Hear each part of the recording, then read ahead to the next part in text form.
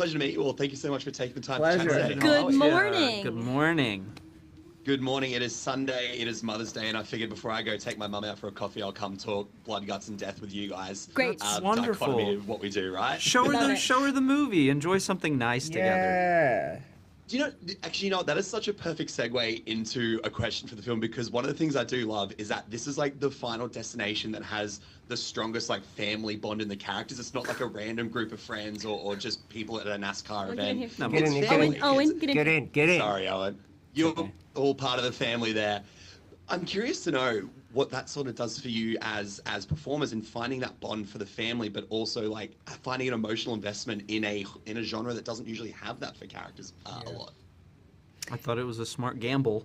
Yeah. You know, like anything before it's made, it's a gamble. So I thought, hey, at least they're doing something different and new, and you know, I don't know how much of that is attributed to sort of John Watts, who did the treatment. Yeah. You know, but it was a lot of smart ideas, and for me, it was just like a foot off the gas moment of like, okay, these guys clearly know what they're, you know what I mean? I'm just going to trust them and kind of just read I'm going to stay in my lane, read my lines. Super fair. We had a lot of opportunity to do some, like, they gave us rehearsals as a family unit. Like, they gave us some improv rehearsals so we could kind of just build those relationships. Because I think the filmmakers and the producers were, like, aware that the movie really hinged on those family relationships, too. So they took it really seriously, which, you know, as an actor, is very rare to get in a movie. And I think it, like, attributes a lot to the success of the heart of the movie. Yeah. And It's you know what I was refreshing. just remembering the other day, that Richard would listen to music in earbuds, and sometimes I would share an earbud. Yeah, you'd come with in, him. we'd share an earbud. And it just listen to felt like music. something I would do with my real brother, you know what I Yeah. mean? Like, it was just a cool, so we had a lot of, And then you guys would come into my trailer, and I'd say, "Get the fuck out!" we'd You give him a remember that? wedgie and like a noogie. I would scream at you guys, and You yeah. just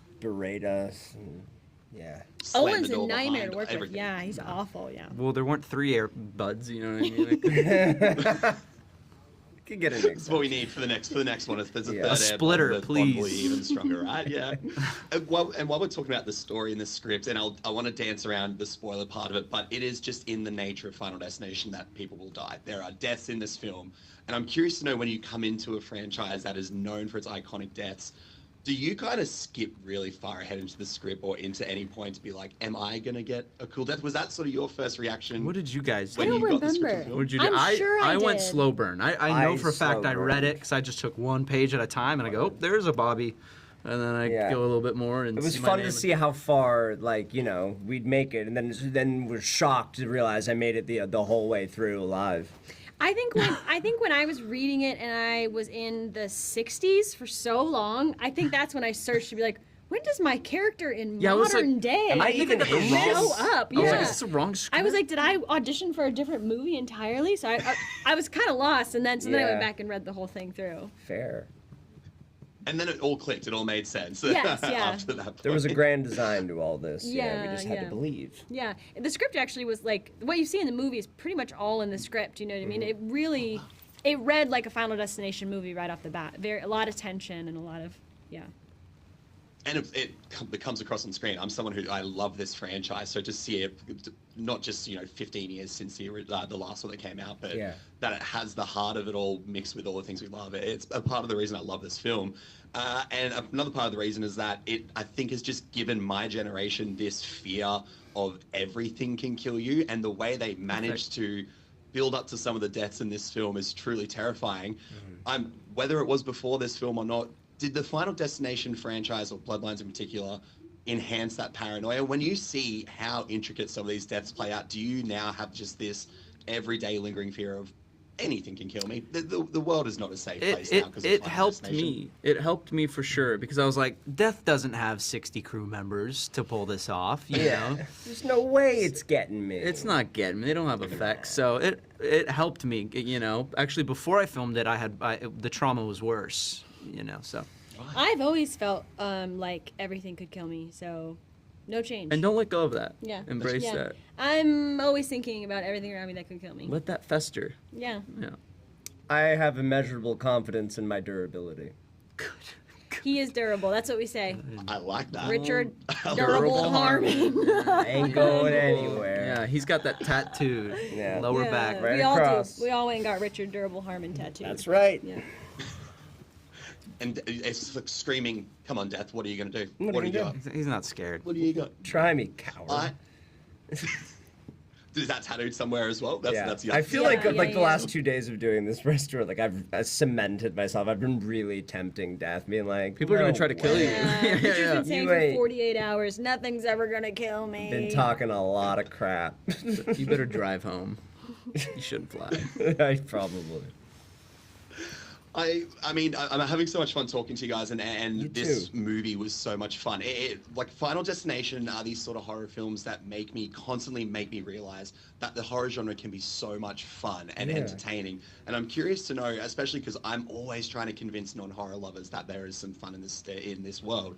What is the first maybe horror movie you watch where you sort of realize that, where it's not just all blood, guts, terror, and whatever, but there is some really entertaining fun that can be had within the genre as well? And maybe, was it a Final Destination movie, perhaps? For big movie buffs, this might annoy them, but I liked the first remake of the It series. I thought it was great. brilliant. It was wonderful. As a movie, it's one of my like top 10 favorite movies. It's really great. I don't I see think why it's we would be wonderful. mad at that answer. I don't know, because the original is so, you know. The original's sort of also prolific. fantastic. Yeah. There's a time and a place for both. Yeah.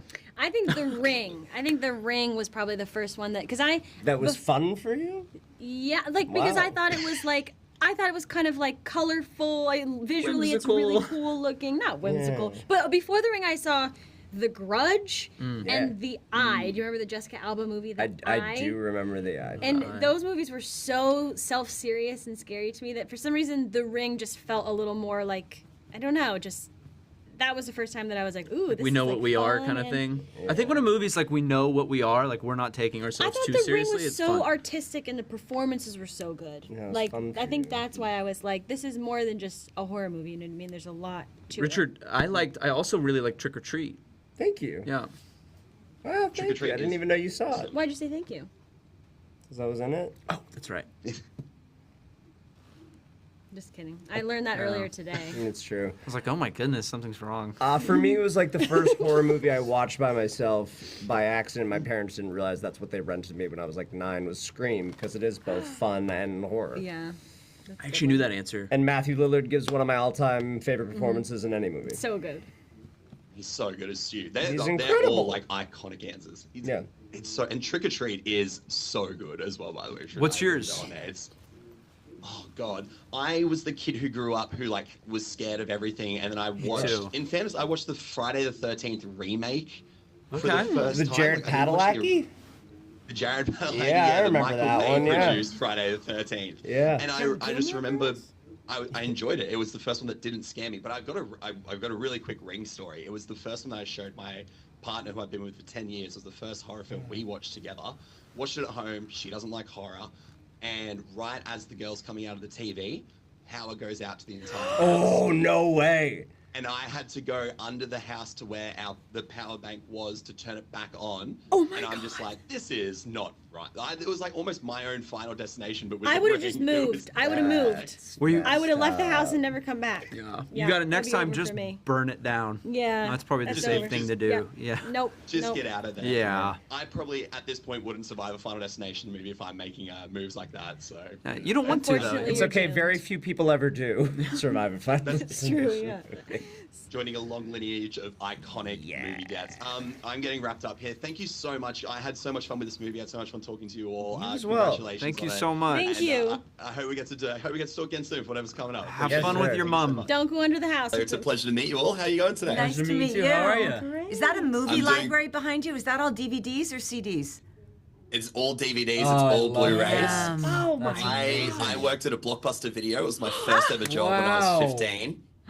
I still tell people to this day it was my favorite job of all time. And unfortunately, when it closed down, well, unfortunately for the store, fortunately for me, a lot of that's where this sort of started there. So no, Nice. I'm a big physical. Are you physical media people? Do you love the idea of like just the tangibility of holding something? I like a collect movie? vinyls. I collect vinyls. That's I do awesome. miss Yeah. having those because now, I mean, I get scared that digitally it could all just be wiped away, and what would we have? You know, like Yeah. I love the idea of having things not tangible. tactile. Yeah. Yeah. mhm. I should have brought it out. I've got the Final Destination movies behind me as well, and that's how I watched them all leading up to my Bloodlines. gosh. Putting that disc Amazing. in was just so exciting. But thank you so much all for taking the time today. I love this film. I love this franchise, and I want to kick off with the idea and obviously dancing around the spoiler aspect of it, but it is just within the nature of the franchise that people are going to die in this film. It's what we come to the Final Destination films for. So I'm curious to know, when you find out you're in Final Destination Bloodlines, you get a script, do you read ahead? Do you go like, "Oh, am I going to be one of those people who gets an iconic moment"? Was that something that you all did? We were all really relieved to discover that we don't die. None of us Yeah. die. No one dies. I don't Everyone think a single lives. person. What script did you read? You know what? They didn't send me a script probably for that reason, to be honest. Yes, I read ahead trying to figure out when and how I was going to die, for Yeah. sure. You know what? It read like a story for me, so I was Yeah. like fully invested, kind of reading it as a fan first, and Yeah, just like fully. And I wish that we could give people these scripts to read, just to show you guys how these sequences are like 2 pages long of just description, which is so cool. And when you read it like that, it just, you can envision every single little aspect Yeah. in your mind. So many of the sequences, like how they play out in the film, is almost exactly how I saw it when I was reading the script. They had such a precise and unique vision for how they wanted this movie to feel and to look. And Yeah, I don't even know how they come up with that. yeah, it's crazy. So crazy. And we see it on screen. It comes to life so viscerally and incredibly well, which makes me wonder, does reading those descriptions and then seeing it on screen, or even just having watched any of the previous films, do you just have this fear now that anything can kill you? The detail to these things is unbelievable. Has Final Destination awoken something inside of you now, having been a part of it, that you go, we are not escaping death at any point? Yes. I don't stick a knife into the toaster anymore to pull my burnt toast out, I'll tell you that. You did that I used to do before? All that. the time. I used to do that as a All the time. child until my grandma was like, "Never do that again. What are you doing?" And then I stopped doing it. I think actually we learned earlier, because we did a quiz thing. We learned that 2 to 3 people die from a falling vending machine a year. So Stay away from those anything things, could too. happen, man. Anything could happen. Yeah. And toothbrushes. Toothbrushes Yeah. also, people. Well, I don't know if it was deadly, but they're injuries. from Injuries, okay. toothbrushes. Maybe not They deadly. could be deadly. They could be Who deadly. knows? I brushed my teeth 15 minutes ago. I might not be talking to you guys. Yeah, if- keep careful. You're going to man. do it again tonight. Or So you're be not. careful. Or you're never gonna do Okay. it again. Yeah. This is what these movies do to us. Exactly. The thing I loved about Bloodlines, and like I said, as a fan of the franchise, is it's the first film in the series for me that has focused so strongly on the family bond. It's normally been groups of friends or random people who meet at a NASCAR event or something. And I think that works so well for this emotional investment into the film. It's weird to be in a Final Destination movie going like, I don't want these people to die. So I'm curious to know what that was like, creating the familial bond within the group there, and sort of how that works for the emotional investment into a genre that doesn't always have this sort of heart to it. We think that's the magic Yeah. of this film. I mean, That's the to core. us, that's the core. That's what makes this film just on a little. It's just Yeah. the stakes are just that much higher, and I think the fun of the others is that you're cheering for death Yeah. and not necessarily cheering for them. In this, you're cheering for death, but maybe not. But Yeah. but I think there's we're a tug. confusing the fans a little bit Yeah, on this one, it's- and that's something that drew me to this script so much, is because when I was reading it, I was like, "Oh no! Like this can't happen. This can't happen right now. Just a few more minutes, please. Like, give us a chance. Give me a chance." I love it. It works. The heart of it is the reason that conflict is there. It's something we haven't experienced in Final Destination, so to take it into like this new way is so exciting. It also reminds me that these movies are so much fun, and horror is not always a genre you can go is fun. I have plenty of friends, my partner included, who don't like horror, and I'm always trying to convince them like, no, there's ones out there that are really, really fun. I'm curious to know what experience that has been for you. Is there a horror film where you first realize, oh, this genre is actually a hell of a lot of fun, as much as it is gory and disgusting, intense and scary? I mean, it was probably Final Destination. Yeah, it was honestly. this one for sure that These kind of movies changed. are yeah. a riot. Like they're so funny, and it's Craig Perry, our producer, said this a while ago, but these movies, they play like rock concerts. You know what I mean? People, if you see it in a theater, everyone's cheering and laughing, and It's like a sporting event. It's a almost. sporting event. Yeah, they're meant to be watched like in a community of people. So I think that's something really special about them. I don't think horror films are so fun. I'm just going to say, I really don't. And I think, except these, to me, the extra woven in piece of humor that's not terror. Like, this isn't terror. This isn't, you're not, this isn't some of those franchises, Saw and Killers, and like, this is the entity of death, and there's humor sprinkled the whole way through. And I think that changes it all. I love the idea of the communal experience as well. When you watch, whether it's horror or comedy or whatever, that communal experience is great. And then, like I said, I love showing people these movies. And I just want to say this quick. I just spoke to Richard, Owen, and Anna, and I asked them the same question. And Anna brought up The Ring. The Ring was a movie that she found fun, which I was like, that's crazy, because that movie's psycho. It's very dark. I was saying, my partner hates horror. She does not like horror, and I'm always trying to convince her, this one's good, this one's good. We watched The Ring, was the first horror movie we watched together. Oh my God. And as we watched it, the girls coming out of the TV and all the power went out to our house at that exact moment. And I was like, well, this is scary, and now I've got to go under the house to look at the power board to see if we're going to get power back on, and then leave her in the house. It was... I would have left. The house is now up for sale. Car and you go. The house is up for sale. It's abandoned. Goodbye. I'm with your partner. I don't need that in my life. That's crazy that you say that, because that happened to me in audition a few months ago. I can't remember what it was exactly for, but I had to be possessed in it, and I was going through it, and right at the moment where I was like, I was supposed to be possessed, all of the lights in my entire building went off.